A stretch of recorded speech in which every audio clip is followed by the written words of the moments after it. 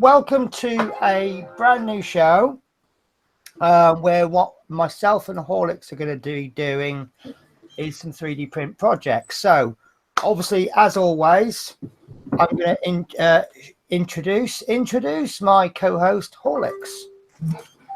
Hello. Yeah, strange, isn't it? Feel like it's Wednesday. Almost, yeah. But at the same time, I feel like all the nerves again of the first show. Because I'm going to be honest with you, I've got absolutely no idea how this is going to go. But we'll give it a go and we'll see what happens. Yeah. So, hello, Chris Davies. Hello, Chris Campling. How are you both? Right. So, basically, what we're going to do, this is going to be an ongoing show. Hello, Adrian Langley as well. It's going to be an ongoing show. We're going to do a project. As soon as we've finished the project, we'll then go into the next project. This is going to be one of the most difficult ones to sort out because we're going to try and keep the budget low. Yeah, sorry.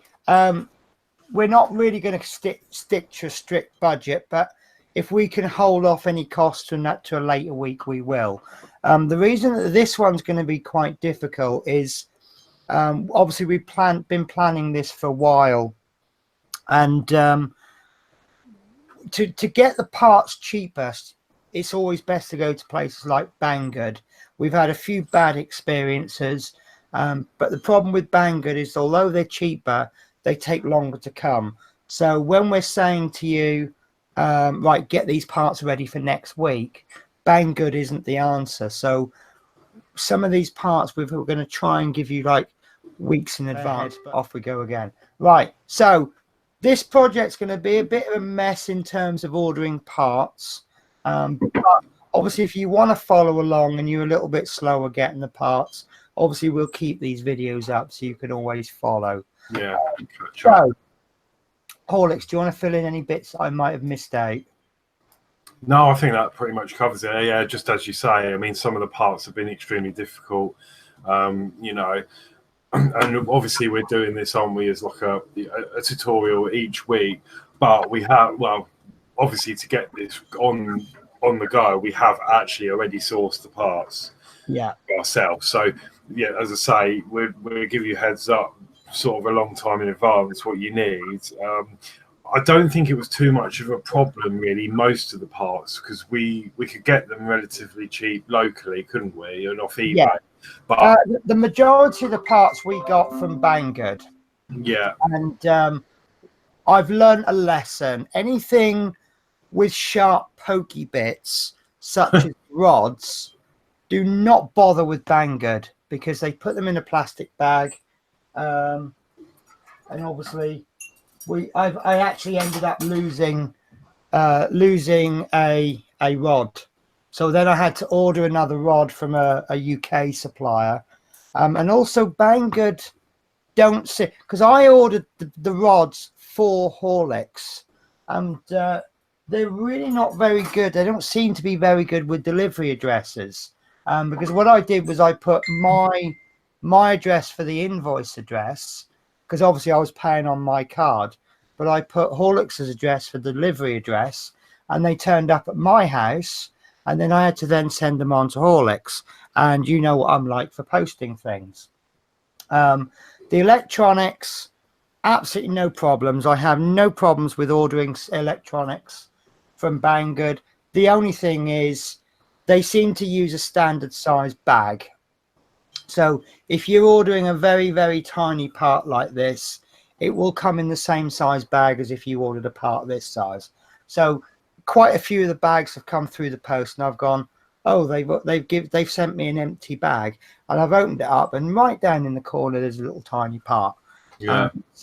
And some of the parts we can't get from Banggood, so we've had to We've had to order them from eBay or whatever.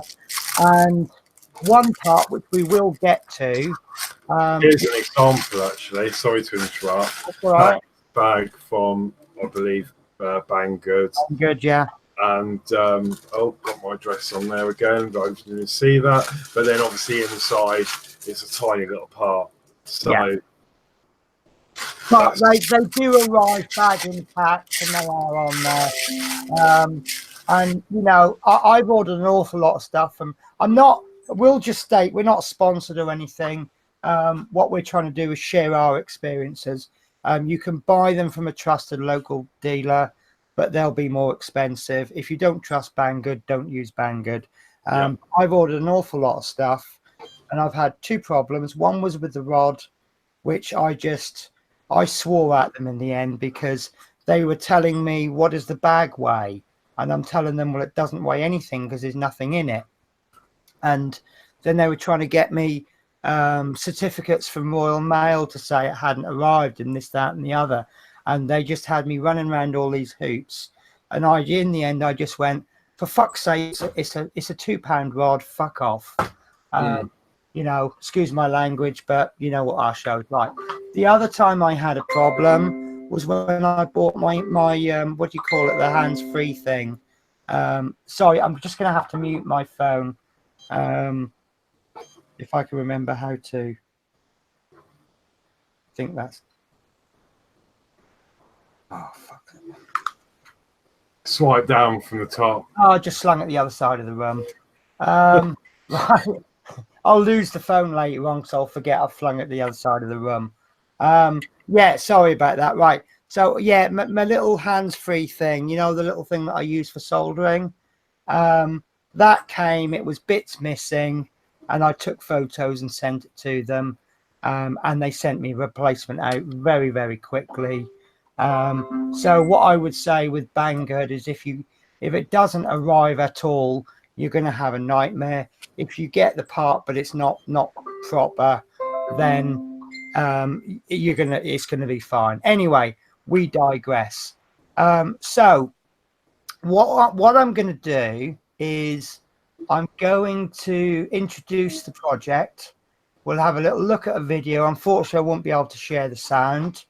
And then what we'll do is we'll go through right. There's a link in the description which will take you to the page for the project so you can follow along. But what we'll do is we're just today, we're not actually doing anything today, because what we want to do is we want to do something in a show, and then we want to tell you what we're going to do in the next show, which could include printing 3D bits off or whatever, so that we're doing something this week, and then we'll say, right, next week, get this ready. We've tried to reduce this.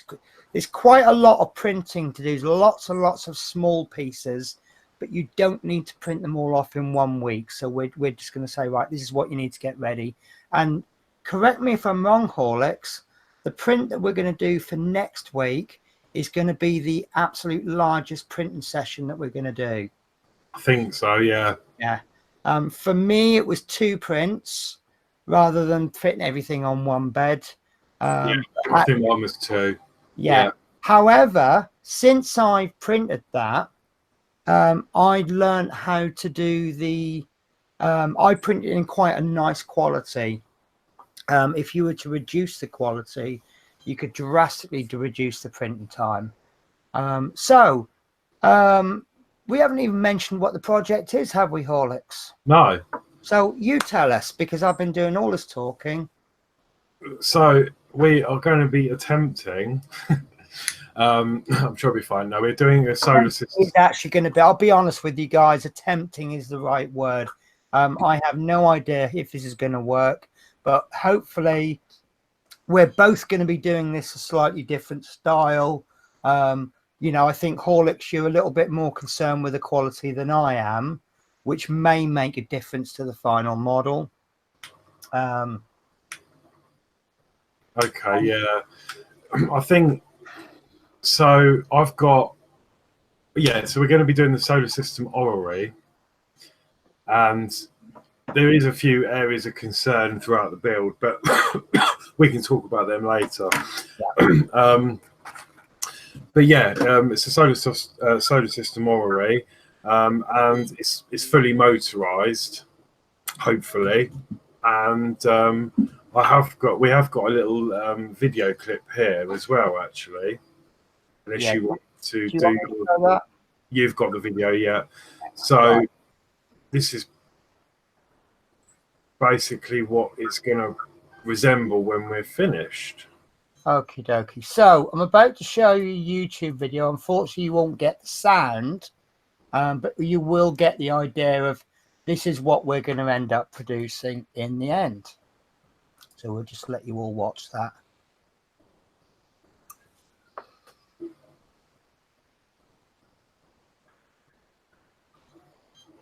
I will just say at this point, I can't see any comments, so I won't respond to any comments immediately.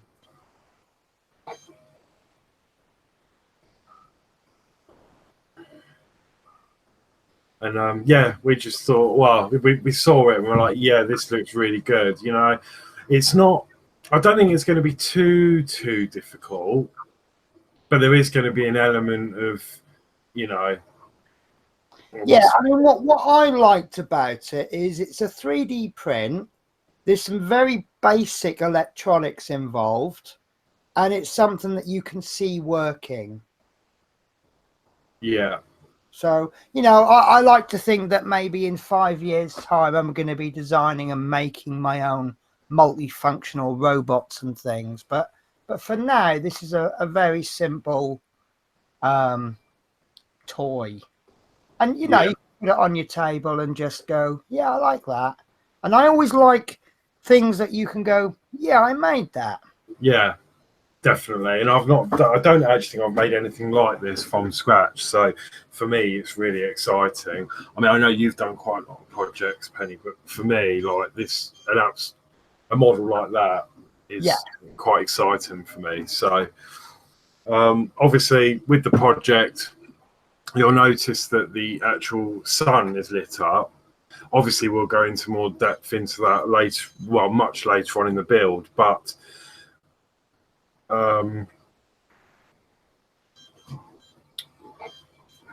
Chris says the sun looks wonky. Yeah, it does. I don't know if it's a camera angle, but I think that the original author has just put that together so that it works. yeah, There's a ring involved that I noticed you can see all the join lines. Well, at a most basic level, that's fine. It works.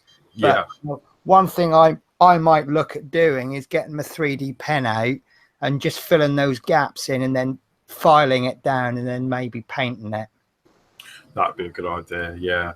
Right. But obviously, like as I say, I mean, obviously the sun's lit up at the moment and things like that. If you know, there are options. The sun lit up is an extra, so you don't have to have that lit up. I mean, we have decided to because obviously it's going to look great, but you don't have to add that, which would in turn make the project a little bit easier. And it also save a little bit of money because obviously by having the sun lit up, we're going to need extra components as well. So we, you know, think basic things like LEDs. We're going to need wiring, and we also need a slip ring. And it wasn't too expensive, but obviously if you're on a low budget, you could bring the price down further if you didn't add those extras. Yeah. But again, that's going to be very experimental because there isn't actually clear as the instructions on the slip ring are as clear as mud. It's going to be something we're going to have to wing to try and work out how we're going to fit that. But if we can't figure the slip ring bit out, at least we'll still have an orrery. It just won't light up. Yeah, but I think, you know, there is a few little images, and I know there's a little bit of modding that needs to be done to make that fit. And I'm sure between me and Penny, we'll work it out. But yeah, that's it really. So yeah, so we're not sure how it's going to go, and there is it can be quite complicated looking at the manual. But I think if we just take little baby steps and take it week by week, I'm hoping when we start the build, it's all going to come together. Yeah, and you've so many negatives there, Horlicks.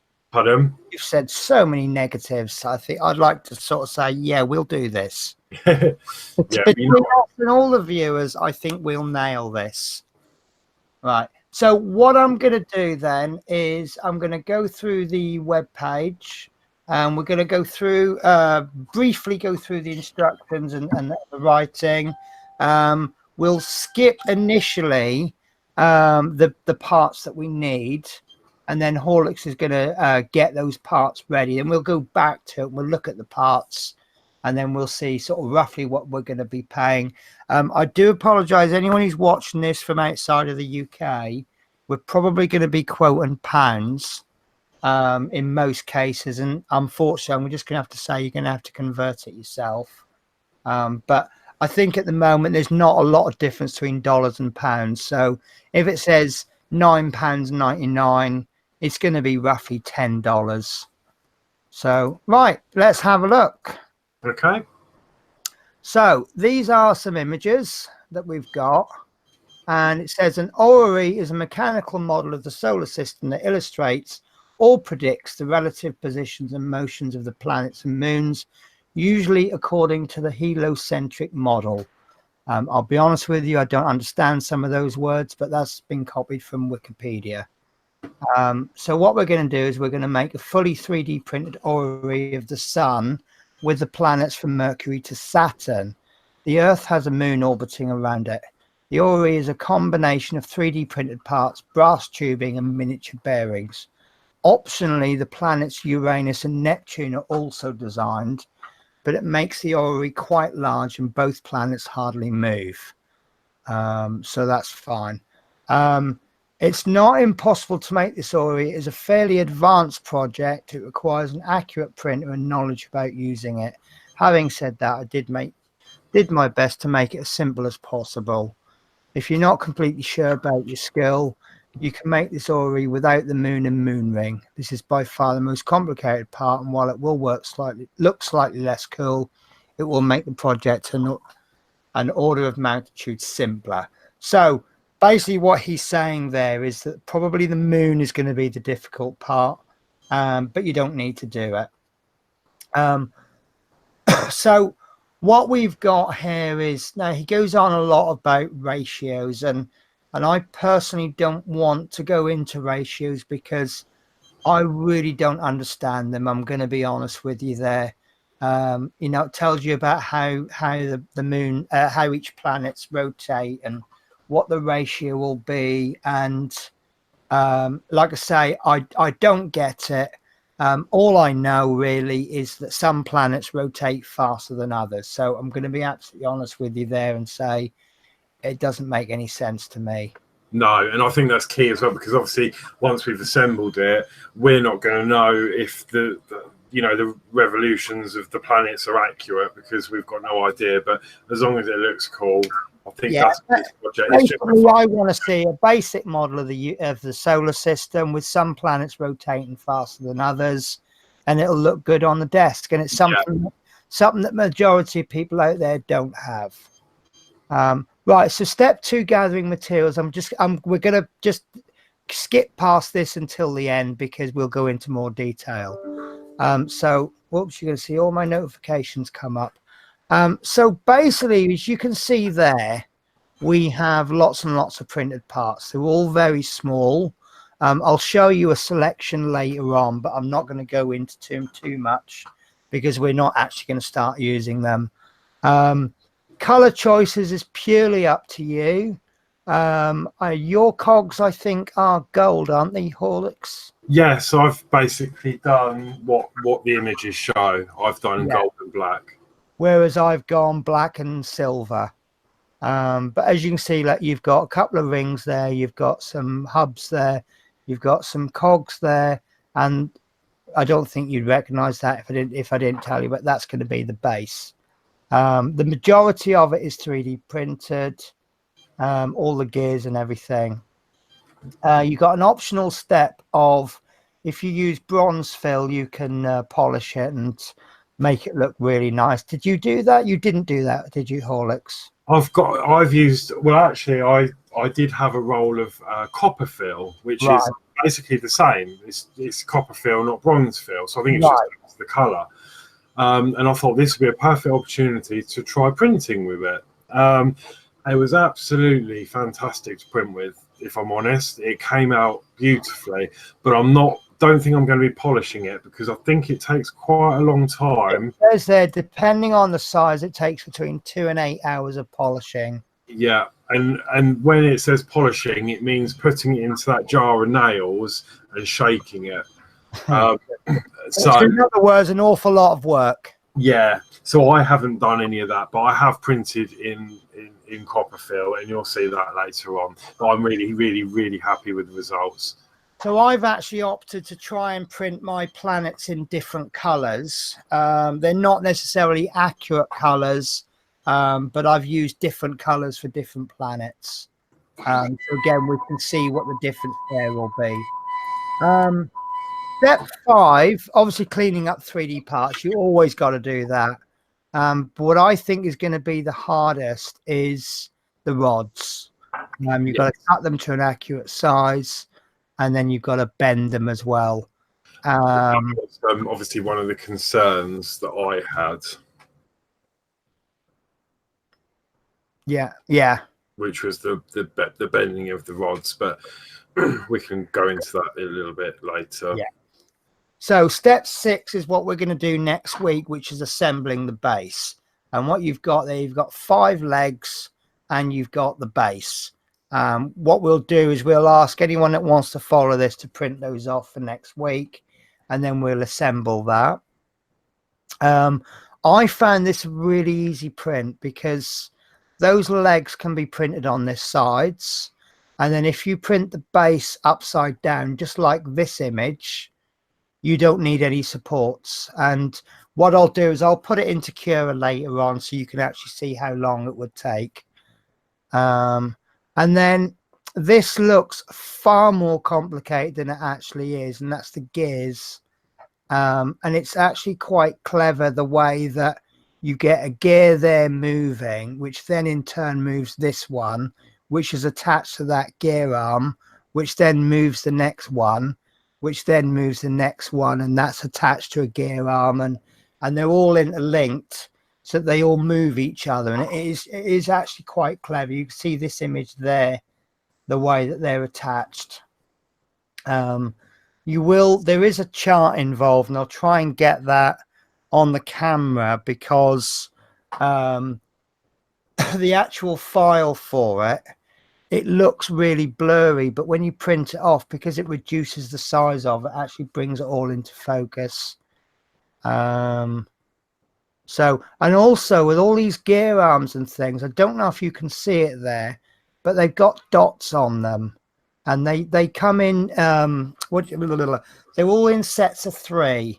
So you'll have, like, for example, the Earth might be 2 dots and Mercury might be 3 dots, and that all works out in the end.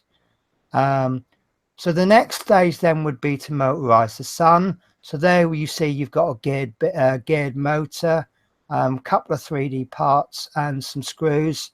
And you'll love this. Anyone that does the Route Master, we found that the perfect screws are, I'm doing this from memory and I might be wrong, 2 EM screws will fit into that absolutely perfect. It's 2 spare screws from the Route Master.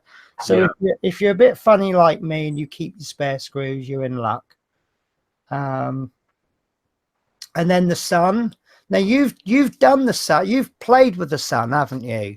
Yeah, I did. And you've actually linked up your LEDs, and it's the way that the print is made. It's got some holes in it. Did you say it was really tight in there for space? It was quite fiddly.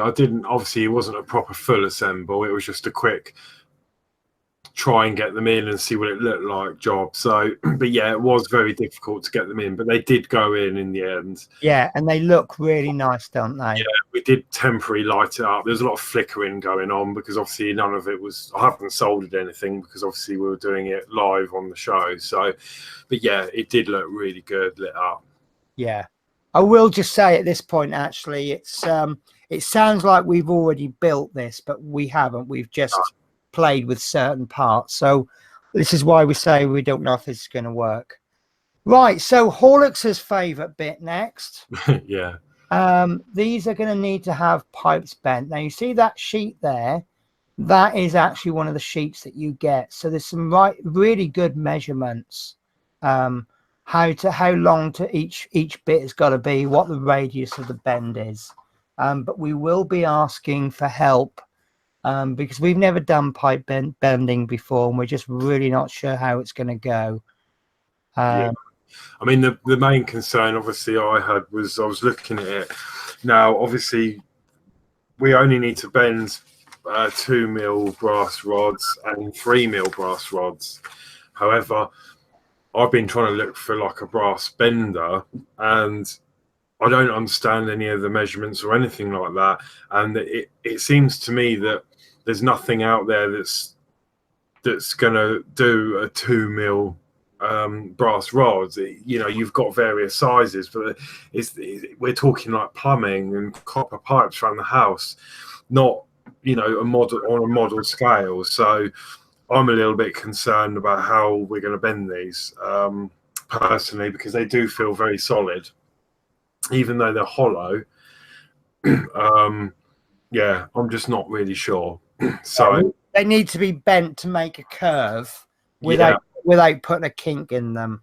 And obviously the problem is where we've done it on, obviously, as cheap as possible, we have only got enough brass rods for this project, so we haven't got any leeway in making a mistake.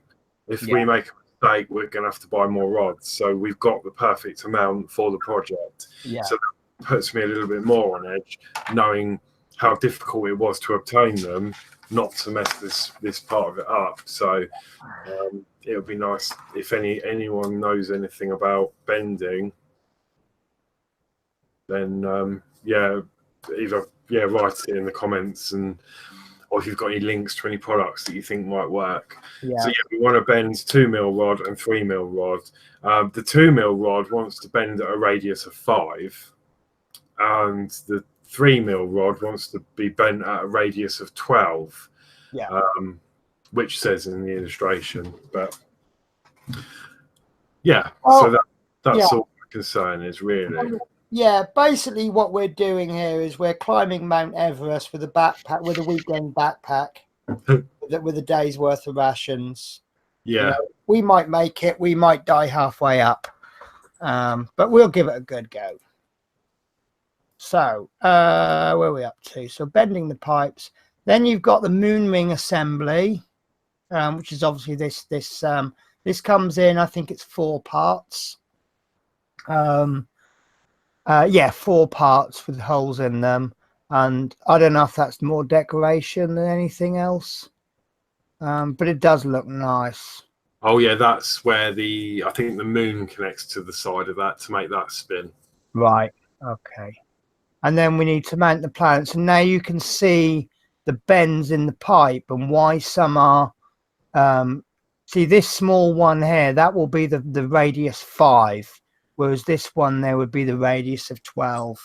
And obviously we want that nice smooth curve where possible. I mean, at the end of the day, if I end up with a kink and it holds up right, it will do, but obviously we want to try and make it look nice like that. Actually, it might be worth let's send an email or a message to the author and say, how the hell did you bend your pipes?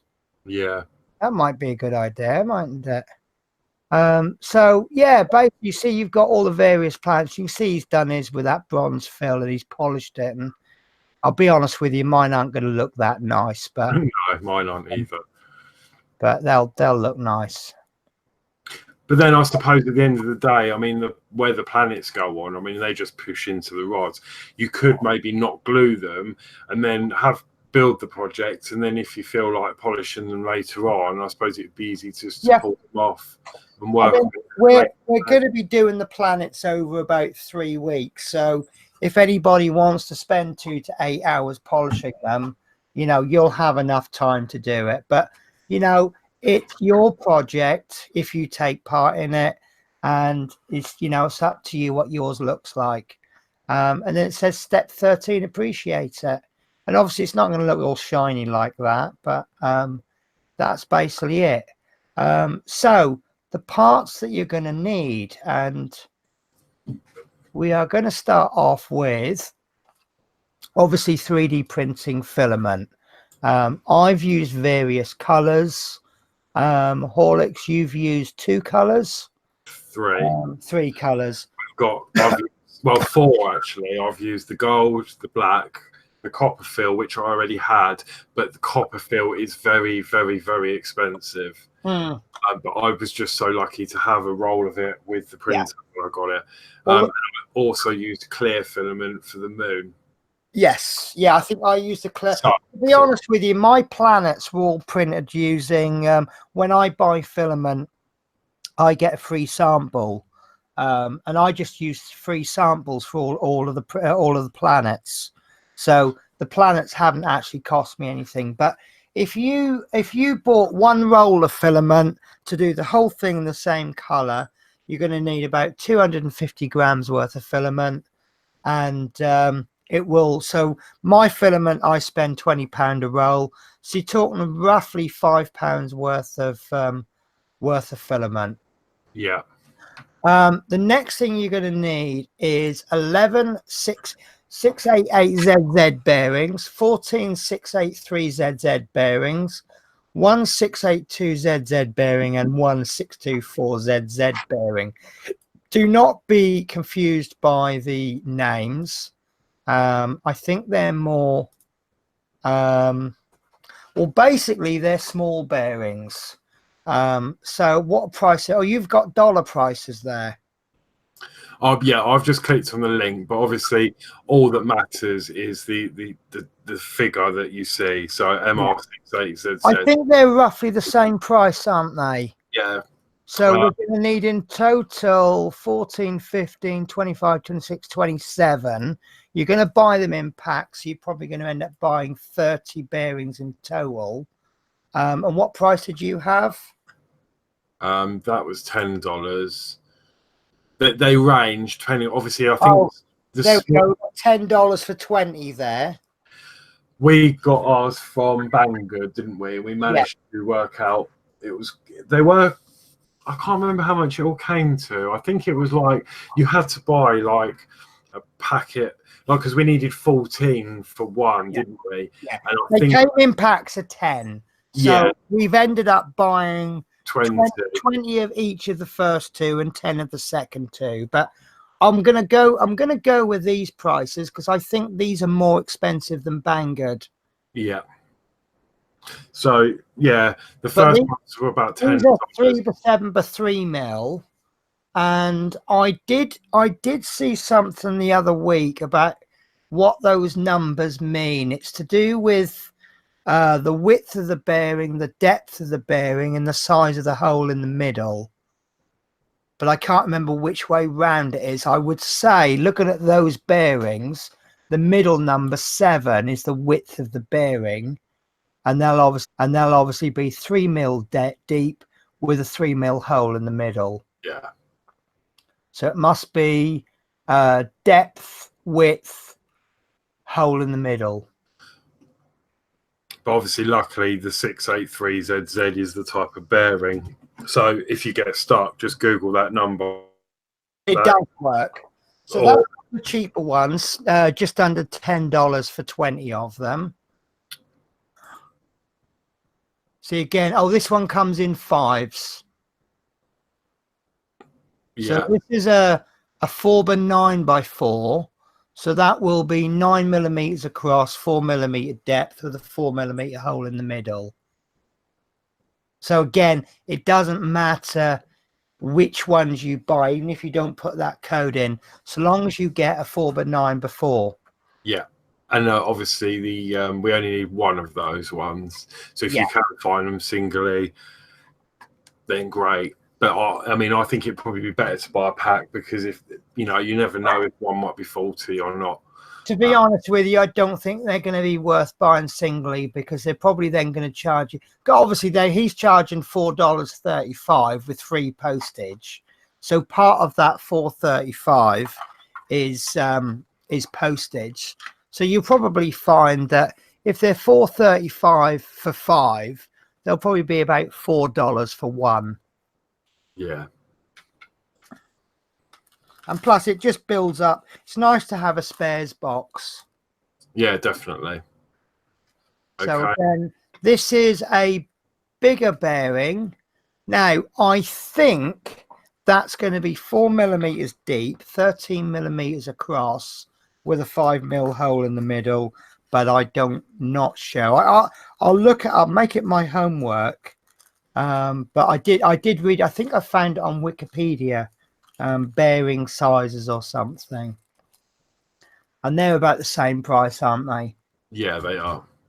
And that's actually quite confused me now, because that was making sense what you're saying.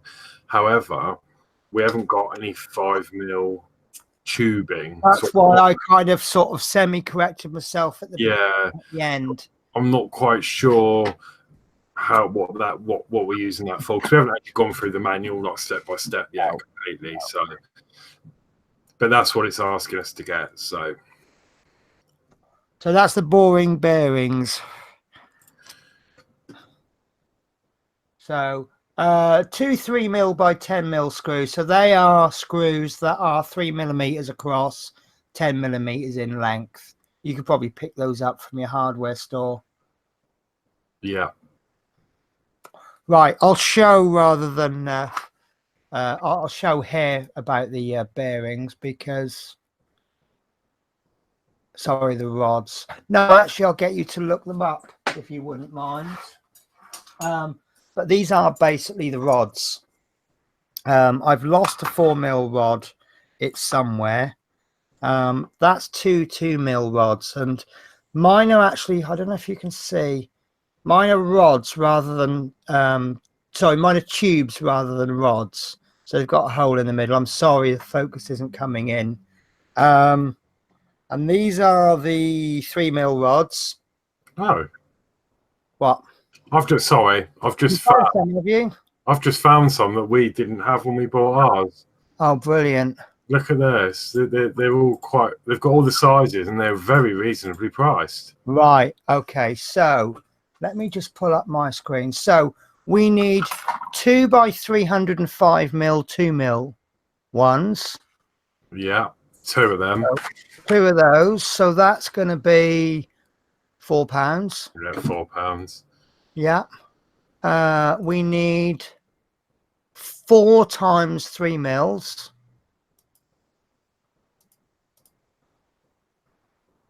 So they're call it 2.5. So that's £10 ish. We need 1 4mm.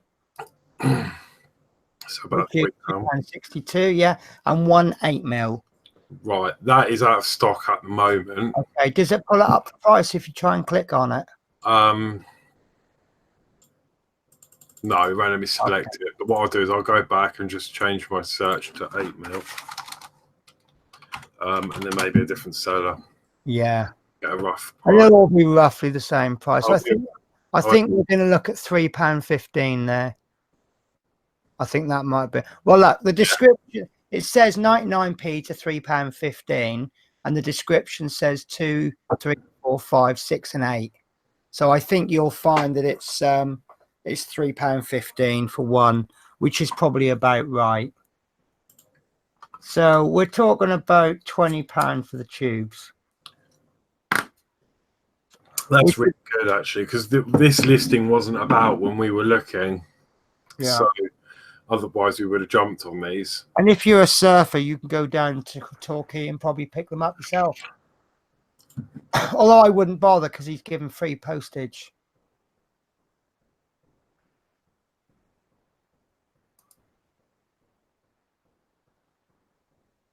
Yeah, I think that's one of the best ones. Yeah. So yeah, so that's nice. They're quite cheap. What sort of delivery times are we looking at? Okay, so 1 day, estimated 19. So that's about 4. Call it a week. Yeah, I think no. Well, because obviously we're on Saturday and tomorrow's Sunday, so Yeah, I think if you basically it's just like ordering it on Monday, which yeah, is 17th. So you're looking at 2 to 3 days. yeah. So if you ordered that on the Monday, you'd probably have it before the show on Saturday. Yeah, So that's good because it took us about 3 because they did take a long time, didn't they? It took longer than quoted, I think. I think wasn't it about 4 weeks? About 3 or 4 weeks. Yeah, it was really, really long time. Plus another 5 weeks from you having them to get into me. Yeah, at least 5 weeks because I'm useless at post and stuff. But there was no rush because obviously we're starting this now. So Yeah. Okay, so I think the next one is a slip ring, which we had a bit. The motor, sorry, which we had a bit of trouble with, because yes, so it's no longer available. But we found one that worked. Yeah. And what I'm going to do while you're describing that, I'm going to go through my eBay purchase history. Yeah, good idea. I know from mine works absolutely perfect. So when you click on the link on the project, it does say that this extended the auction. So what you need to look for is a DC 6-volt, 100 RPM micro torque geared gear wheel. Now, those of you building the R2D2 from D'Agostini, you will have one in with that. You know what does the arms. However, I'm not sure what RPM that's set at. So because I've got a spare one of them, which I was going to use, but there was no way of telling the RPM of that motor. But they're saying 100 RPM, 6-volt motor. But if you click on the link and then click on the item, I mean, these are all, for some reason, it's in America. But here's one, for example. Can you just give me the voltage and the speed? Yeah, 6-volt, 100 RPM. Right. Okay. So this is what I've got. This isn't the same as mine because it now turns out that mine is no longer available. So I will show you what I've done is I've then just, oh, that didn't work, did it? God, I wish I had some kind of system where I could just... Okay, so I found one here on just a quick eBay search, probably similar to yours. Yeah. It's $2.99, this one. Okay, well, you found a really cheap one then compared to mine. It's a 6-volt, 100 RPM mini metal gear motor with gear wheel, 3mm shaft, which is exactly the same. If I go back, DC 6-volt, 100 RPM with gear wheel, 3mm. So just a quick eBay search on that. It's bought one up for $2.99 with free postage. And that's what it looks like. Now, mine looks exactly the same as that from what I can tell. Because of the position of it, I think it's going to be you're going to be able to adapt it if it doesn't work. But mine fitted absolutely perfect. Yeah, same. Yeah. So I think these are slightly pretty standard. Yeah.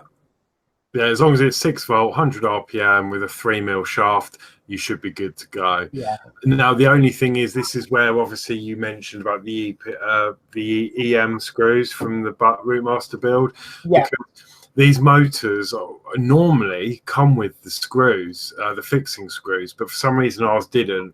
And obviously you can see on the screen, you've got, I can't show you, but there's 2 holes in the front there. Just above and below the little Phillips screw on the head. Yeah, one there and one there. And that's where those screws, the EP screws, come into play. As I say, normally these motors, as a kit, come with those screws, but for some reason they don't seem to anymore. So that's where those screws come from. But if you're not building the Rootmaster and you haven't got the spare screws, I suppose we're going to have to measure one, aren't we? Yeah, well, what I mean, Adrian's done a wonderful little chart of all the screws that come into with the Routemaster. So what we'll do is we'll cross-reference that. We'll find an issue where the EM screws come in, and then we can find the exact measurements of the screws, and then we'll look for an eBay seller that sells those size screws. Someone must sell them. Oh, and I've just seen in the comments, Fleetwood is saying, look for K&S bending spring. Yeah, I did notice that, but you were in full flight there, Horlicks. Sorry, so I'm just going to No. Ah, here we go. Right. So what's 1/6 of an inch in millimeters? See, I think they're still going to be too large because that smaller one doesn't look like it's going to go through the middle of that 2 mil rod. And that's the problem we seem to be having, like finding the right. I've just had an idea. Right. 1/6 of an inch is, I'm going to estimate. I'm not really very good with conversions, but 1/16 of an inch is about 3 or 4 mils, which only leaves us with the problem of the 2 mil rod. Yeah, I think we could possibly feed through a length of solder, and that'll stop it from kinking.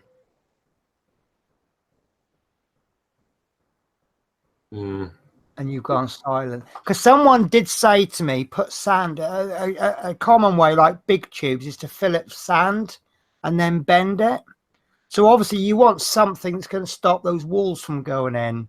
Yeah. So, I mean, obviously you can't really put sand in tubes these small, but I think maybe, yeah, I might even buy a 2 mil rod and try one of mine, because if they're only like a couple of quid, Yeah, it might be worth experimenting with. yeah. Okay, yeah, it's worth looking at. Lovely. So the next thing is the slip ring. Yeah. And does anybody want me to explain what a slip ring actually is? Hello, P40F20. How are you? I will anyway. I'll tell you what, in my own layman terms. Basically, if you were to get, obviously you run the lead up something and it spins round. As it spins, it's going to tighten those wires more and more and more. What a slip ring is the top and the bottom will rotate independently, but still making contact. The simplest way to describe the simplest slip ring out there is, for anyone that drives a car, your steering wheel is a slip ring, because you steer your steering wheel and you know there's wires going through the middle for your indicator and your light control, and that slip ring stops those wires from kinking up. We'll go through the parts again, but we'll actually do we'll get Horlicks describing them, and I'll actually show you the parts on camera so we can show you how it works. Yeah. But yeah, that's the slip ring that we've bought. We've tried to source, obviously similar parts, but that's about 2 or 3 quid. This one is coming from outside of the UK, and I think that's about what we paid.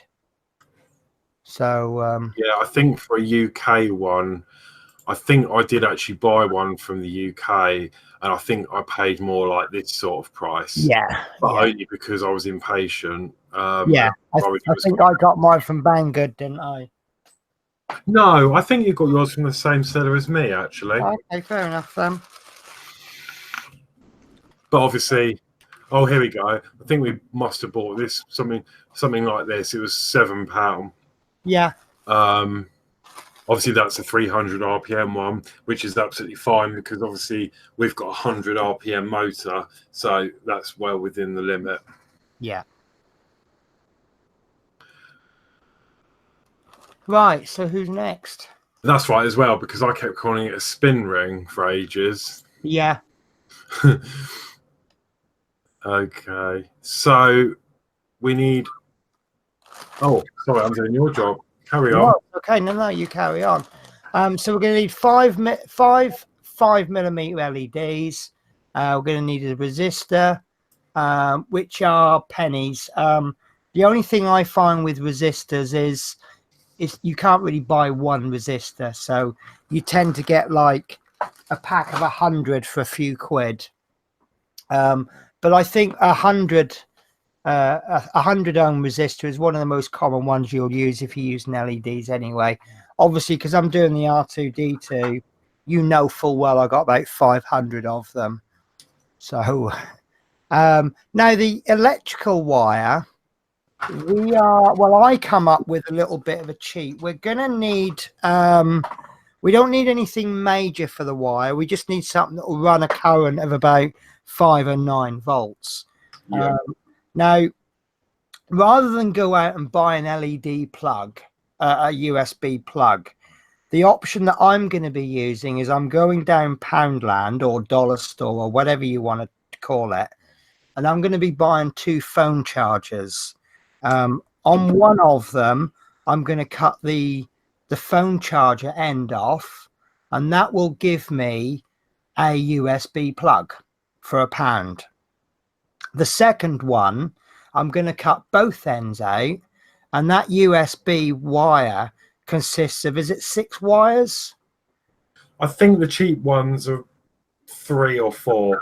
No, oh, it might be 4 then, but it will, for £1, it will give me at least 4 lengths of wire. Yeah. So for 2 quid, you've got your USB plug and far more wire than you will possibly need. And it might just be, I mean, I'll say we'll cover this again in the project, but when we had a play, there is not much tolerance for much wire. So you can't use really thick wire because it just won't fit. And it would just be overkill anyway. Yeah, so a phone charger, as Penny said, is absolutely ideal. I mean, I have got a couple of rolls of wire here, which are 30 AWG. Which I think is the amount of strands in the wire. These are really thin, and actually I can show you on my screen. Yeah, you can hardly tell. It's really thin stuff. I think I bought some of that, and where I got it from Bangor, it's called wrapping wire.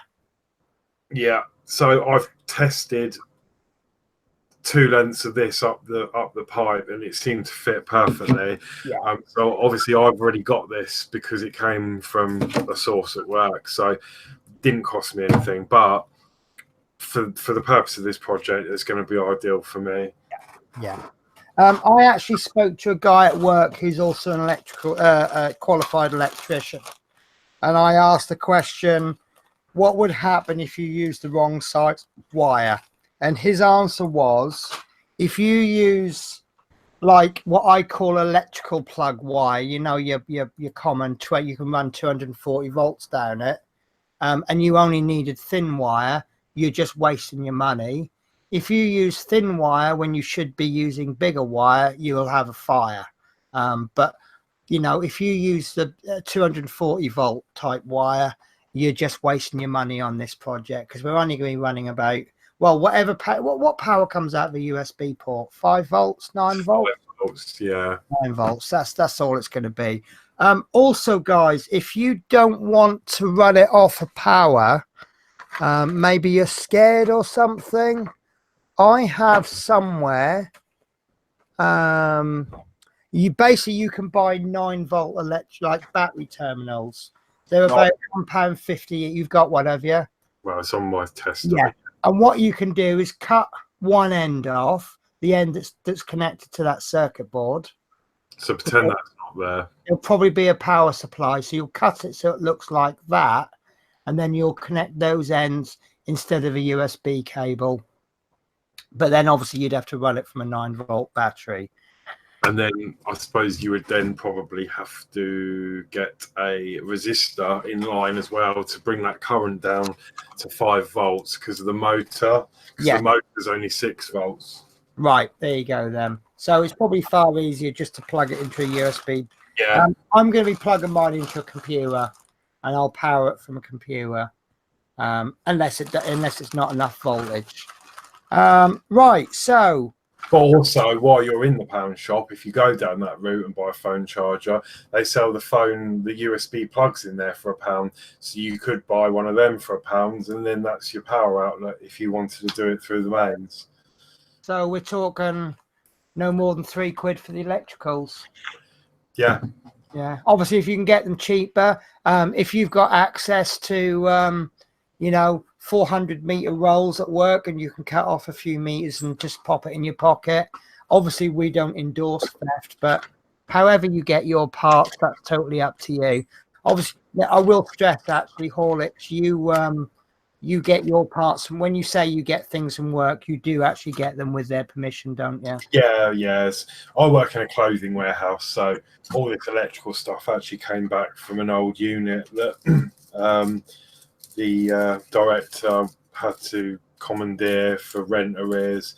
So there was a lot of electrical stuff, including the printers and other bits, which I had to sell for him. I came to an arrangement with him about the printers and all the other little bits of stuff that I did attempt to sell, but they weren't selling, and then I was allowed to help them for my project. So, yeah. There'll be things and services that I'll have access to, but because I work in a completely different trade from Horlicks, that'll be different. I'm like, for example, I'm checking with the guys at work. Is this something you can bend? And if they can bend them for me, because these guys do that sort of thing every day. Oh yeah, brake lines and things. Yeah, if they've got tools. I mean, I've got a guy at work. I said it was something I wanted made. Oh, I was thinking of having made, and I wanted it made out of metal. And he said, yeah, you draw the plans and make a little template, and I'll make them for you. And we'll find, like, for example, it won't be like brand new stuff, but like, for example, if we've got a damaged panel on the bus and that panel's removed, and it's only going to get chucked in the skip, and he'll find the nicest piece of the metal, so long as I don't mind the fact that it's painted green on one side and bare silver on the other. Then little things like that. So utilize anything you can at work. So yeah. So right, shall I show some of these parts? And then what we'll do is, once I've shown you what these parts are, I'll pop them all back in my bag, and then we'll introduce them as we actually need them. Yeah, that's fine. Have you got all of yours? I mean, there was some was missing. So if there's anything you haven't got, I've got them all here as well. I believe I've got everything. I might have to reprint some of the 3D prints. Right, I can't see your screen at the moment because I've got my camera up. Do you want to go through the parts one by one? I haven't got the bearings. They are somewhere. I've got them, so I can show them. I really would like to see the bearings, because obviously a picture on eBay doesn't show you how tiny they are. Okay, so the confusion is, my end, is unfortunately I don't actually know what bearings are what, because they're not labelled with the part numbers or the sizes. So it's going to be a bit of a guessing game. I actually measured mine. Once you've got the width and the depth, I know wherever mine are, they've got sticky labels on them. Because I once you figure out what they are. Good. I'm glad you've got that little chart. Can you sort of get it so that chart is showing? Right. What this chart there is it's a picture of every single part that you're going to print, make, or buy. And each part is listed with a number. So if I say I'm going to pick a number at random, piece number 33, which is a cog. Right, look on the picture. Oh, sorry, yeah. Right. Up. Yeah. There you go. Right. So that's piece number 33. If you then go over to the right where the table is, it should tell you piece number 33 is called Y20-P22-00, which doesn't make any sense, but when you look in the files that you can download from the website, which is in the link in the description, that is the STL file number. And that is actually the Mars Jupiter gear number 3. So I'll pick another part, piece number 54 and 55, which is in the 4th column near the bottom. Yeah, which is Right. here. No, bit further down to the left. That's it. Right. And they are pieces Y40, PO1A and B 00, and they make up the sun. So if you sort of study this guide a little bit, it does make a lot of sense. Another type, I'll give you 3 other types. Piece number 38 and 39, and they are, well, they've actually been given numbers, but they are gear shaft 1 and 2, and it also tells you how many you want. So if you cross-reference those with the chart, Horlicks. Yeah, so 39 is a gear shaft 2, which is there. Yeah. Which If is you look at gear shaft 1, you'll see we need 5 of them. Yeah, so shaft 1, yeah, 38, 5 times. And then obviously just above it gives you the measurements, and then 3 mil. And then, yeah, you need 5 pieces of that. Yeah. And then 2, it says 1 times, so we just need 1 of those. So they're pieces that we need to make, and we'll make those out of the I think that's going to be that's made out of the 3 mil rod. Obviously, if you look at the chart as well, sorry, it's really blurry. I haven't got my software up, but obviously it says at the end in this end column the quantity needed as well. Yeah. And obviously you notice I haven't highlighted that because we haven't made them yet. Yeah. Another type of piece is, let's look at piece number 5. Yeah. And that is the DC gearing motor, gear motor, and we need 1. Now that's obviously a part that we buy. That's the motor that we went through earlier on. And then if I mention piece number 8, which that's been given a reference number of Y10PO200, and that's the sun bearing holder. So that's, the parts are all listed, they're clearly labeled. Now where I mention things like Y10PO600, yeah, that won't make sense for a moment because that is the file reference number. And obviously, yeah, the best thing to do is obviously I've printed some of these already. This is back to front, but I think you have as well, Penny. Yeah. Once I've printed that part, I've actually written the part number on. So you've put 29, so I reckon that must be the Earth Mars Gear 3. Yeah. Right. So could you just show us the dots on there? Yeah. So you see that's got 4 dots on it. Now that goes together with 2 other cogs that have got 4 cogs on 4 holes, and also one of those black arms that has four holes in it. Yeah. And that's all the pieces that go together to make that particular planet. And you'll notice that they're all they'll always list 2 planets, and that's because it goes in between those 2 planets. So yeah, that I can just see the 4 dots in a row on there. It's not so much that we can see the dots, it's that we can see where it's shiny and where it's not shiny. I'm just trying to get the focus to work. Oh, there you go. Just about to see the 4 dots. Yeah. There. This one's 2 dots on there, and then this one is 5. A lot. Yeah. That's just got 1 on. So that's either going to be near the end or near the beginning. I can't remember if they go from large to small or small to large. No, yeah, I'm We'll sure. go through all of that. And then obviously this is part 3, and obviously you've got 3 dots on there. Yeah. So that's sort of how it goes. So it should be relatively straightforward, hopefully. Yeah. Right. Would you do me a favour and would you all of the bits that we've had to buy, like the motors and that, would you be able to call them out one by one for me, and then I'll try and show everyone. Oh, sorry, you were going to show us the bearings, weren't you? Yeah, so I can measure them, I suppose, but I don't know exactly the measurements because the bag doesn't tell me.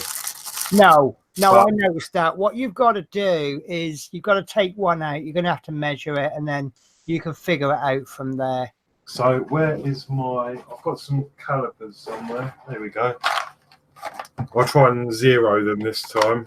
Yeah. Oh yes. Yeah. We were having a little play around the other day, and Horlicks was saying we were measuring something, and he didn't come out the right measurement, and I just said, you know, one of those standard first checks, you know, if you switched it on, switched on again, sort of thing.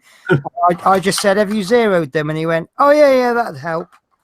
So not out to embarrass you there, but No, it's fine. So if you can just bear with me a sec. I'm just pulling up the bearings now, and I'm just going to scribble down what they are. But as usual, I've got all of this stuff, but I haven't got a pen ready. Right. So the bearings that we've got. that's a good idea, actually. Can you just keep talking for 2 seconds? Yeah, no worries. I'm just going to go grab my Sharpie because as we're doing this, I may as well write on the tube. That's what I'm trying to get for you. Yeah. Right. So we're going to need. I'm sorry that the view is down here. Oh, you're looking at Horlicks' desk. I do apologize. Right. So we're going to need 11 times. I'll tell you what, it'd be easier if we do a screenshot on me, and then you'll be able to see exactly what I'm talking about. Right. So this is how I'm going to do it. So 11 times 688ZZ. I'll then click on that link, and I can see that they are 8 by 16 by 5, which I'm writing down. The next one is the 14. Sorry, I'm writing as well. 683ZZs, and the size of those are 3 by 7 by 3.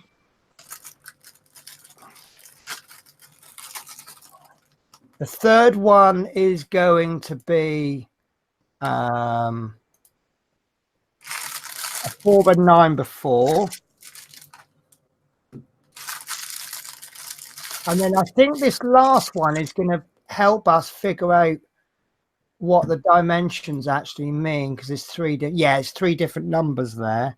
So that one's going to be a 4 by 13 by 5. So in actual fact, every single one is a different width. So you're only going to actually need to take one measurement, Horlicks.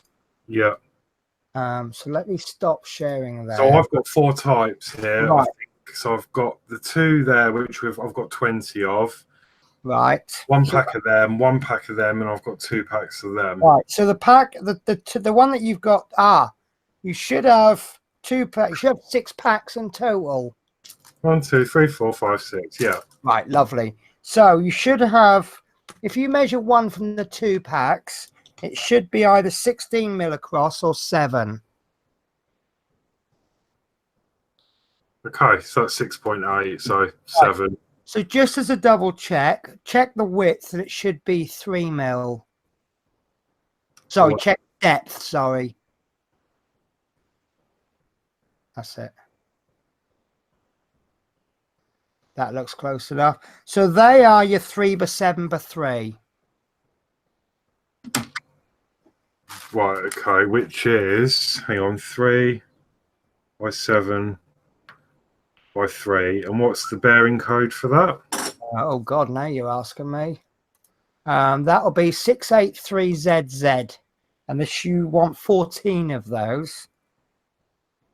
So I've just written on there 683ZZ, and then the thing. Yeah. So you got 2 packs of those. You should have 2 packs of those. I do. So I'm just going to quickly write down that on the other one. Yeah. Chris Davies has asked you, how's your car? Yeah, good, thank you. Yeah, much better. No, Whether things work, isn't it? Yeah. Brilliant. So that's them. Well, this is possibly quite a little bit of a boring bit, but all this prep work is going to help you with the build, because if you start the build and then you're looking for bits, sorting bits, get it all sorted before you start. So your next pack of 2, they should be 16 mil across. Are they magnetic or stuck together with grease? Grease.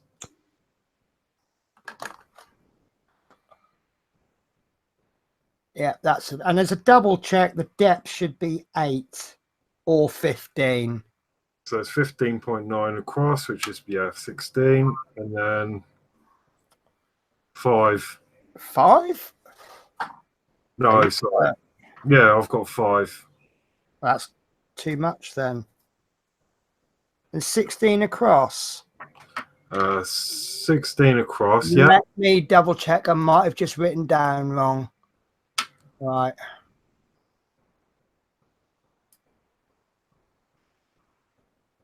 Yeah, I did. So you say it's 15 deep, 5 deep. Yeah, 16 across and 5 deep. That's lovely. Well, what that's done then is that's helped me figure out the numbers. The 8 is the size of the hole in the middle. If you want to use the other end of your calipers and work that.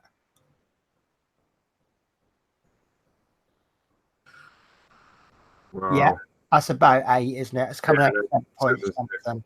So your first number is the size of the hole in the middle. The second number is the total width of the bearing, which is 16. And then the last number is the depth of the bearing, which in this case is 5. Yeah. Yeah. Okay. So what was the bearing code for that one? Right. The code for that is 688ZZ. I wonder if those codes have any bearing, any bearing. Excuse the pun. Any coincidence? Sorry, what were those measurements again? Right, it's 8 by 16 by 5. And the code is 688ZZ. Yeah, cool. Now, the next 2 you'll probably be able to figure out by eye, but I'm going to assume you're going to check them anyway. Yeah. One is 9 and one is 13. And I would guess the one on the left is the 13 because that looks a little bit bigger. Yeah. So let me just get them out. So this is a 4 by 13 by 5. So I'm going to guess it's 13 across. Yeah, well, 12.8, so that's good enough. 5 millimeters in depth. Yeah. And the hole in the middle should be 4. That's a little bit harder to measure, especially when it's really small. Yeah, you're struggling there, aren't you? There you go. Yeah. 3.9. Right, so that's your 4 by 13 by 5.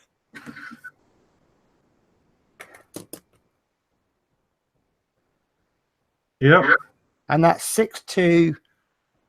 624ZZ.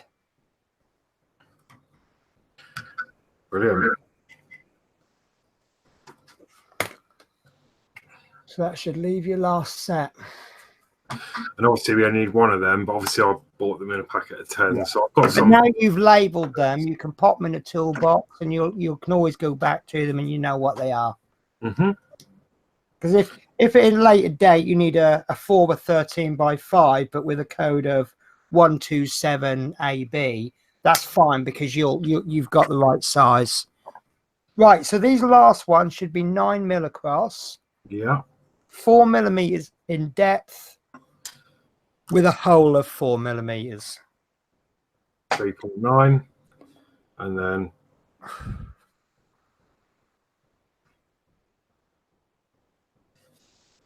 3.9. Perfect.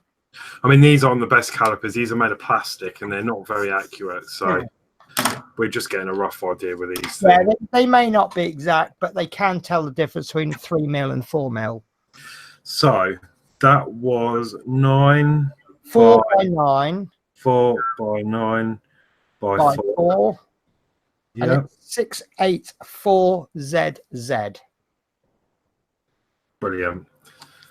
Good. I'm glad I sorted them. So yeah, everything is present and complete. So that was the bearings. And obviously you've got yours, haven't you? But they're just somewhere safe. Yeah, somewhere in my, somewhere safe. Yeah, let's go with somewhere safe. Right. Okay. Can you do me a favor and can you call out the bits and I'll show you the electrical components and we'll do them as they come down on the list. Yeah, one sec. Let me just put these away in this bag so that I think the ink's rubbing off because there's oil over them. Ah. So at least if I put them in here, keep them all together. So that's all the bearings. So we're also going to need, okay, let's start off with the gear motor. Right. I've actually I put the bit on. I can't remember what bit that's called, but I left it on because I didn't want to lose the screws. But what I'll do is I'll just quickly remove the screws and then I'll put them back in to show you. I can't remember what bit this is. Oh, I found it. This black bit is actually, we won't print it for a few weeks, but that's piece 11, which is the motor mount. And it will all kind of, when we put the motor in, it will all make sense, but it won't make any sense at the moment. So this is the gear motor. Are we auto focusing or are we still fixed? Right, let's sorry, I should have got this all ready before the show started. I'll get a really nice close focus. So just bear with me while this loads up. The only way I can really describe it is you've got the motor there, which is a bog standard motor, but then you've got all these little gears, and then obviously this is going to change the speeds or something. There you go, you can see it a little bit better there, but right. I'm almost there with the focus. Yeah, right, let's give that a really nice close. That's nice, isn't it? Right. So that's your gear motor. And it's basically that bit there is a bog standard motor. And then you've got all these cogs inside, and then you've got, I think that would be called a shaft. And you see it's not a perfect circle. Now the part that's eventually going to go on top of that is the same. Most of the cogs have got circles on them, but the one that goes on there has actually got like a crescent shape. And I believe that this is a DC motor. Yeah. And the way this is going to work, when you put the power on, it's going to go one way only. But if you I may be wrong here, don't quote me on this. If you connected the wires around the wrong way, all that will happen is it will spin the opposite way around. Yeah, and we that's right. won't actually want that, because then the planets will be doing a Superman and going back in time, and then he can save Lois's life. So that's that. And what's going to happen is, you see you've got the two holes in the top there. And I don't know if this is the right way round. It might be, it might not be. These are, I think they're EM screws from the Rootmaster, and they will just bolt the motor mount. And I'm only screwing this on because I found the correct screws, and they're very small and fiddly. And you know how I do my screws. I just put the first one in enough just to bite, and then I put the second one in. And then once I know they're in properly, then I'll tighten them up. and you don't have to. Well, you do worry a little bit about over tightening because you are squashing the plastic. It is only printed with PLA, so it's not as strong, but that's going to go on to there. And I won't show you how this is going to connect to the actual base because I want to save the base for next week. And that's how, so that'll go on like that. That's actually not on properly. There we go. Always give it a visual check. That looks all right, doesn't it? Yeah. So that will sit in the base like that. The wire will come in from the bottom, and then you'll get cogs and brass rod coming up from the top, making everything go. But that's basically the meat of it, the heart, the muscle. Okay, so what's the next part? Okay, so the slip ring. The slip ring, right. So this is a slip ring. Now, if you had your wires like this, I'm going to change that. I think that's a little bit too close. Right. So if you had a bunch of wires like this, and you've got a motor going round and round and round, what's basically going to happen is that's just going to keep spinning and rotating. And you can see how that's going to be a problem. If I rotate that much more, that's going to snap those wires, isn't it? Yeah. So what the slip, they do give an awful lot of wire, far too much than we need. I don't know exactly how this works, but somehow there's a connection so that the yellow wire there is always making contact with this yellow wire there. I guess there's channels in there, is there? I think it's like a round disc with like spring-loaded pins on it or something. And see this little white bit there, that's rotating around the motor. So I can spin this as many times as I want, and it'll never get the cables. And anyone who's built the R2D2, you'll have one of these in there, I believe. I think this bit is going to fix down, and this bit is the bit that's going to rotate. So this is going to go up towards the sun and the motor. No, the motor will be down there. Oh, I don't know. I can't remember. I'll figure it out. But it just goes up the LEDs in the sun. So you see that can rotate, and you can see that those wires aren't getting twisted.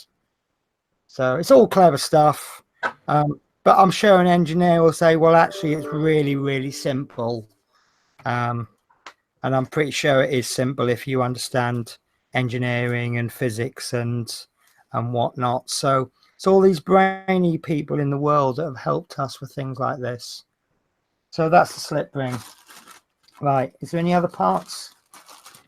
I think, just the LEDs. Okay, well, LEDs are just LEDs. Yeah. But these are going to be the bigger ones. These ones I actually got with an Arduino kit. And obviously you got wires. And all I'm going to do, this isn't the phone charger I'm going to use, but if you get a phone charger like this, like that, cut this end off, and then obviously use the wires that are exposed, you've then got yourself a USB cable. Yeah. If you can find a USB cable, well, you're going to need the USB plug one end and bare wires on the other, because those bare wires are going to need to be connected to the motor. And I've actually got one that I was playing around with earlier. Yeah. And once you've cut, this is just an old one I had. Actually, the plug was damaged, so I used it. It was like a micro USB that snapped. And in there, I've got 4 wires, which is white, green, red, and black. Right. Now, obviously, the white and green is used for data, so you can cut them back, and then we just need, obviously, the red and black for positive, negative, and that will then give us our 5-volt feed. Yeah. So, anything next? And obviously a resistors. Yeah, we need a resistor. Yeah, I've got one already in here with my LEDs ready to go, and I've dug out a going resistor. You're just super efficient and neat, aren't you? And you have all your parts ready. Well, the thing is, I'm going to show off my test again because I wasn't sure it's good to show you how this works. So I wasn't sure. I've got a load of resistors from other projects, and I didn't know what it was. So all I have to do is use my magic electrical tester, which cost me about £4. Yeah. And then all you have to do is get a resistor, plug it in. So hit the test button, and it will actually tell me. There you go. It's a resistor, and it's a 99.5 resistance, which is 100, isn't it? Because they do have a tolerance of, is it 10%, 5%, something like that. Yeah. So that's how I know I've got the right resistor there. So if you do getting a model with your electronics, I'd really recommend one of these. And also you can also test surface mount resistors. Like you get really tiny ones on a board. You can actually just push it onto these flat pins on here, and it will do the same thing. Yeah. But it's really good piece of kit, and it's not in a case or anything. This is how it comes. You can buy a case, but yeah, it was about £4, and I think I've seen one on eBay or Banggood, and you actually build it yourself. And obviously you can also test LEDs as well, as I explained in my Route Master. And I've got like quite a dark yellow sort of. I didn't want a bright white light because it's the sun, so I wanted a nice orange glow. So yeah. I think with the lights, we're going to have to experiment with. See, I've got some clear white ones, and I've got some cloudy white ones. I'm not sure which ones would work best, but we can always give it a try, can't we? Yeah. Right. So, do you want to have a look at a few of the planets? Yeah. I'm being a bit careful. I'm only going to show you the planets that I can actually name. So, well, yeah, I can just show you the finish on some of them. So, this is. What do you want to do? Are you showing your planets or mine? Yeah, because I've got some ready for you. So this is the sun. Maybe we do comparison, and we can show how each projects come out. And this comes in 2 pieces, and you can see you've got the LEDs inside, and these will all be hooked up, and then the wires. Can you see? I don't know if you can see that. That is really small. If I bring the LED, here we go. If I pop an LED leg in there, it might give you an idea of the size. In fact, I can probably get both legs in there, but not. Let me see. Yeah, look. That's how big the hole is. Yeah. I could probably get a third and possibly a 4th LED leg in there, but I'm going to push it to get anything more than that in. I'm only playing with these because these are cheap old LEDs that came with. Yeah, look, I can get 4 legs in there, but I'm not going to get anything else in there. So, but that's what the sun will look like. You probably need to chop back some of these a bit, but that is how big the sun is. So it's not going to be little, is it? No. Now, I've done mine in clear, but I wondered whether it might be better if I printed it in vase mode so it doesn't come out so thick. But then again, it might be better thick because then it'll diffuse the light a bit better. We don't want to see 5 LED lights. We want to see one big glow. And we tested mine, and it looked perfect. So yeah, I think it does look really nice when it's lit up. Yeah. So do you work at the comparison? Mine basically came out exactly the same as yours. Yeah. So I used the same clear filament. Well, not exactly the same brands, but it's come out just as nice, and it's quite smooth. Got the shiny. And that'll obviously. I haven't put my LEDs in yet. I took them all out, but yeah. So that's going to be the centerpiece. So I'll keep one half of the sun there, and then this is the Earth. and I've done mine in blue. Really, you should be doing it sort of a mix of green and blue, but to do that, if I want, I'd either have to paint it or I'd have to keep putting little bits of filament through. And then this is Mars. I think this is Mars. I'm sure it's Mars. And then this is Saturn, which comes out in 2 pieces. So yeah, all And it's mine, I can't actually show you mine because they're all in bits of paper with numbers on. However, I do have Saturn here while you're on that subject. yeah, and I quite like Saturn because it goes on at an angle. They all have holes in the bottom, so you can see that the Earth is going to sit on like this. It doesn't matter which way round it goes, does it? Because it's a circle. But Saturn sits on, I've lost the hole. It sits on that angle, which I think is quite nice. I don't know what angle they actually go, but now we're going to see an absolutely superb one. And there's your bronze fill. Did you say it was? Yeah, this is copper fill. Copper fill. And yeah, I've never used this before, but it's printed beautifully, and it's got a nice shine to it on the flat side. But I don't know if you can hear that.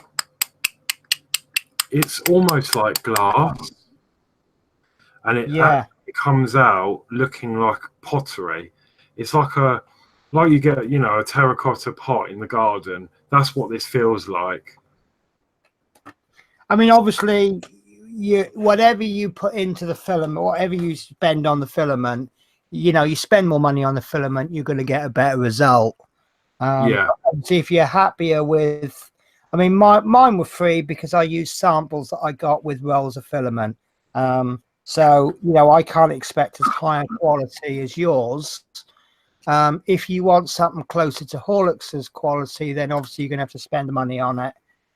If you're happy with something closer to mine, then you can get away with spending less. Yeah, that's it. I just had this knocking about, and it was a perfect chance to use it. So, but yeah, really happy with that, and I'm pleased I printed with that. So, it's got a little bit messy actually. I don't know why, because it's only been sat in a box, but I think it just adds to the texture, I suppose. Yeah. But yeah, all of my other planets, I mean, you can see a bit of one in there. I've actually taped them up and put the actual number on. Yeah, I would advise that, because what I've tried to do, I don't know if you can see my bag. I put all the bits in a bag, but as you can see, that where it's been knocking around, bits of masking. So that's piece number 23. No idea which one it is now. I could figure it all out, but and the same with my cogs. The labels have fallen off some of them. So I'm going to have to spend 5-10 minutes on each one, figuring out which cog is which won't be difficult to work out, because obviously they've got the numbers on them. And mine's just all anyway, and we could probably compare them anyway. So yeah, but I mean, this is a 2-dot one. You see, it's not such a good quality because of the quality of the print I've done, but I think they're all right. They'll still run along each other. But these are the cogs, which I'm really happy with actually. And there'll be a bearing go in there, and so the big holes will have bearings in them, and the ones with the smaller holes will have rods going through them. So you see there's a rod going in that one, and that's a 2, so that will actually go with this one. And that one's still got a label on it, so that's 28. So that's one of the ones with 4 dots on it. I can figure all these out, but obviously as we print them out, as we sort of do the pretend print, we say, right, this is what we're going to print for next week. Then obviously I'll check my parts. If I haven't got them, I'll reprint them. If I have got them, brilliant. So this is one of the moon rings. This is done in bronze. This is the same filament that you own, Horlicks. Yeah, I'm on gold, but yeah, I'm just assembling mine like yours as we speak. Yeah, but you've bought some of this exact same filament. You haven't used it on this project, but you've got this filament, and you see that the quality of the printer makes the difference. But I haven't done mine in superb quality. You can see from the joins. Actually, it looks so much worse on camera than it does in real life. But obviously, if you really increase the quality, then you'll get a better result. So, and I think that will leave us with one more piece, which I'm going to show you in Cura. So I will load that up. So I'm going to try and get Horlicks chatting for another couple of minutes. Yeah. Um, Yeah, I've just got a bit confused, but the ring you've just showed, I actually reprinted it because I had a bit of an issue with my printer, and the cogs, the teeth looked a little bit mangled on this print for some unknown reason. I think it was built up with a lot of hairspray. Right. So yeah, I wasn't happy with that. So I actually cleaned the printer and I reprinted it. So that's why I've got two sets of them. Right. But yeah, definitely. And obviously now I've got a 3D pen. It's going to be brilliant to sort of say weld these together and that. Yeah. Yeah. I mean, again, you know, it depends how far you want to take it. If you just want to put a little dab of super glue on there and stick them together, that will work well. If you want to really go for it and fill those gaps and file them and paint them, you know, it'll look so much better. But then it deserves to be better because you put more work into it. Right. So what I'm going to attempt now is to find these files. And the files that I'm going to load up will be what we're going to use for next week, which will be the base. So let's see if I can find them. No, I want desktop. All right, desktop. So these are the files that you get. And you get two direct, well, you get three actually, but you get two. You got the Mercury to Saturn and you've got the Neptune to Uranus. And they are optional parts for stage 2. But you see here, you've got all of these file names. If you remember earlier on, I told you that all of these parts have these funny names that don't make any sense whatsoever. This is where they begin to make sense. So the part that we're after is part 9 and 10 on the pictures. So piece number 10 refers to a file called Y10P04, which is this one. And that's wrong because that isn't the piece I wanted. So I've obviously misread that. So we'll try that again. Piece number 10. And that is Y10. Y10 P04. There we go. That's better. So that is going to be one of the legs. And we want 5 of those. So I don't know if you can see this bit. I'll just hit multiply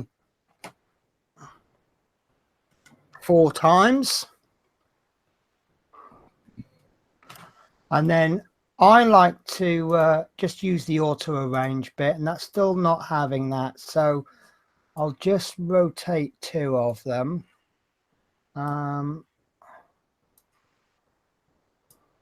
If I rotate, doesn't matter what order that what you know where they are on the bed, just so long as they're all what mind. I don't know if yours is the same, but if they're not properly on the print bed, they'll go grey.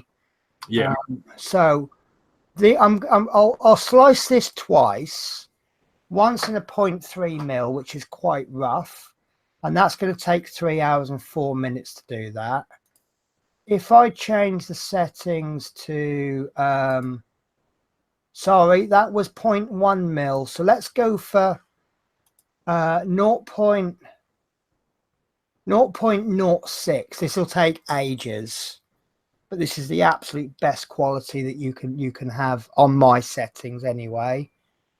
And that's going to take 8 hours, which I don't think is unreasonable. And if you put them, I wouldn't go any more than 0.3. Let me just check. I haven't changed my nozzle. Sorry, guys. for manage printers. Yeah, I've got 0.6 nozzle in. Right, so I want to do this as a 0.4 nozzle because that's what most people have got. So, right, I'll redo that then. So on a 0.06, it's probably going to take about 16 hours now, I guess.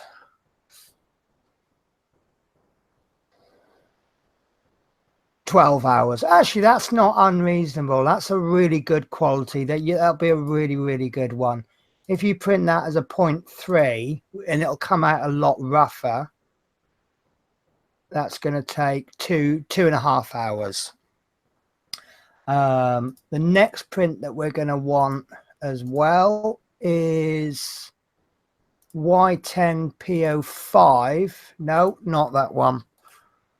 I'll tell you what, I'll look at the instructions, shall I, rather than trying to guess them. Piece number 9, which is Y10PO3. PO3. So that's this one. And that is the order that's the arrangement I would do it, because you've got the flat top on the bottom and then you won't need any supports. So on a point, you could probably put these on the same print bed, but I suspect most people that got printers have got slightly smaller print bed. But that's nearly 3 hours. But if you really want to ramp up the quality, I guess this will come out about 12-13 hours then, will it? Yeah, I'm trying to think. I think mine took about 6 hours, but obviously we've got different printers and different settings, and I think I did mine quite good quality because that was going to be one of the main pieces on show. Yeah, I think I did mine on a 0.2 on a printer that was starting to play up 15 hours. So that is, if you're going to follow along, that's the prints that you'll need to do for next week. Do you want to see them now, or I'll tell you what, I'll show them next week, because actual work next week, we haven't really got an awful lot. So if I show you this week, then that's all the work done for next week, done this week. Do you think it might be worth, I don't know how you want to do this. Do you think it might be worth printing the motor mount for next week as well, so we can install the motor into the mount, which will go into the base? Okay. Yeah, we'll do the motor mount as well, which you've already seen. Now the motor mount, I'm not going to show you on Cura now, because it's going to take longer to load up Cura than it will be to show. But obviously that's the way the files work. But the motor mount is piece number 11, which is Y10PO500. So remember, if you want the files for this, the link for the page is in the description, and I'll show you the page, because it's not the most straightforward I found to get the files. Just want to double check. Can you see the web page? Yeah. Right. So the files are, you need to go to this website here. And then once you're there, you need to download this one here, which will then give you a zip file. And then that zip file will open up to this Solar System Orrery files. And then that you have a subdirectory. So you've got a tube bending template. You have a glossary. Now, the glossary, I will show you this, but it won't make sense because of the size of it. It's actually out of focus. But if you print that out onto an A4 piece of paper, it will become really sharp. But there's the part list, all the parts. They've got numbers. They tell you how many of them you want. There's a picture of the completed one. And there's the table. So if you say you want piece number 23, which is this one there, you then cross-reference that with that. And piece number 20, you've got 23 down there. You've got the file name there, and then what it is and how many there are. And then all of the files are there. So these are the main files. We are going to print out all of these. And I'm going to be doing the Neptune ones. I think I have already done them actually. But we're not sure how they're going to fit in with the show. So we may not actually use them. Because obviously if we need to sort of, Horlicks doesn't want to do them, or, you know, and if I do them and it holds Horlicks up, it's going to kind of ruin the flow of the show. So, yeah, so that's it for this, I think, unless you can think of something, Horlicks. No, so I think to summarize then, just, yeah, as you just said, you know, if you are following along, I think print out parts 9, 10, and 11, which is obviously P10, 3, 4, and 5. Yeah. And if possible, the first purchase is the motor. Yeah. On eBay. Try and get that motor, because then you've got and then pop into Poundland, pick yourself, or Pound Store or whatever, get yourself a couple of phone chargers. Just cheap and nasty ones will do. This is one I got. It's a purple one. And all we're going to do is, on one of them, I'm going to cut that end off, and I'm going to use that as the power supply. And then on the other one, I'll cut both ends off, and I can strip the wires out. Then I've got some little wires. If you are doing electronic projects with the intention of doing, I mean, I've bought some wrap and wire, so I'll probably end up using the wrap and wire. But obviously, I intend to do lots of different projects. So it's a worthwhile investment, me getting big rolls of wire, because I will use it eventually. But if you're doing just this single project, you might as well go and get yourself a phone charger and cut the wire and strip the wires out. So what's the total outlay today? Motor was £3.50. if you get that from Banggood or something, yes, but then the chances I won't be here for next week. But if you get it from the UK seller on eBay, it would be £6.99. Let's call it £7. So it's 2 phone chargers, £1 each, and the base, I think all of the 3D prints is going to come to about a £5. So we are talking less than a tenner. Now I am going to give you a warning. This is going to be very similar to the part works in the sense that we're going to not be doing an awful lot some weeks, and then other weeks we may struggle to get it all into the show, just like any other part work.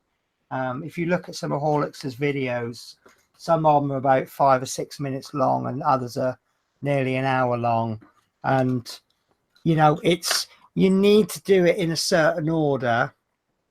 And things like the pipe bending. I think the first time we do pipe bending, I think we might have potential for show all night long, won't we? Yeah. So we might have to do that in 2 or 3 shows. I'm not sure. It depends how it goes. Next week, I'm anticipating that we're going to clip the 5 legs onto the base. We're going to attach the motor and probably solder on the wires. Yeah, I think we'll have to solder the wires onto the motor. Yeah, so we will have a bit of action next week, but the action that we'll have is a little motor going zzz, and that's it. So yeah, that's all. It's not going to be a massive amount of work, but next week we'll start to, you guys will have a chance to look at the website in your own time. If any of you've got 3D printers, you can start printing the parts off. And it'd be really nice if someone follows along. Doesn't matter if you don't. I know some of you are just here just to enjoy the show. So yeah, have I got everything out? We decided to have a plan for the start of the video, but we just thought we'd wing it for the rest of it, because you know us, we never follow a plan anyway, do we? Even if we make one. No, that's right. And obviously, we're new to this as well, so anything could happen. Yeah. We might come into a problem, and then we'll have to, I don't know, work around it. But we'll see. Hopefully, it'll be all fine. obviously we're not doing it in the order that has necessarily been intended to do it. We're doing it in an order that suits us. But also we're doing this as a 9 or 10 week project. Yeah. And as we get to the end of the project, we're going to start to introduce the next project, which is going to be a lot easier, because then any parts that we need to buy that are going to take 2, 3, 4 weeks, we can introduce that about 4 weeks before this project's going to be due to finish. So then we can have all the parts ready for when we start the next project. Yeah. But like obviously next week, we're looking at the base. Now, if you look at the actual instructions, that's sort of step 6. Yeah. But it makes sense to us to do the base first, because that's obviously it's the base. That's what we're going to be building up from. It's a big print. There's options that we can do with the base. I mean, my base is fairly rough. It looks nice. Now, if I spent a couple of hours on it, I can get different grades of sandpaper. I can rub it all down.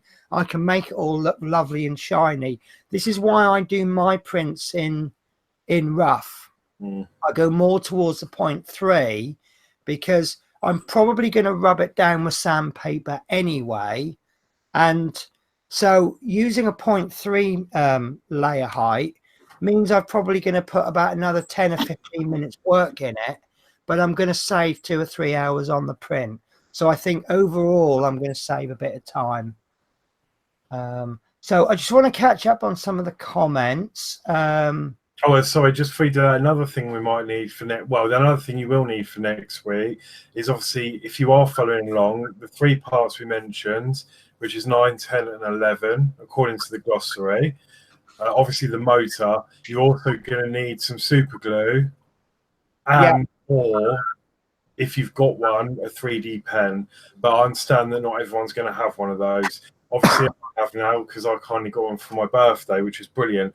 And that the reason for the glue is to obviously attach the feet to the base. Now, I think they are quite a tight fit, and I think they sort of click into place. But if you want extra support, I mean, I would recommend gluing them in. But obviously we'll cross that bridge. So just maybe have some glue on standby, just in case. Mine actually fit in really tight. But what I'm probably going to do is just run a little bit of glue on the inside where it won't show. But obviously we'll get to that when we come to it. But yeah, you're always going to need glue. And I would recommend, if you don't have a 3D pen, to perhaps think about 2-part epoxy glue.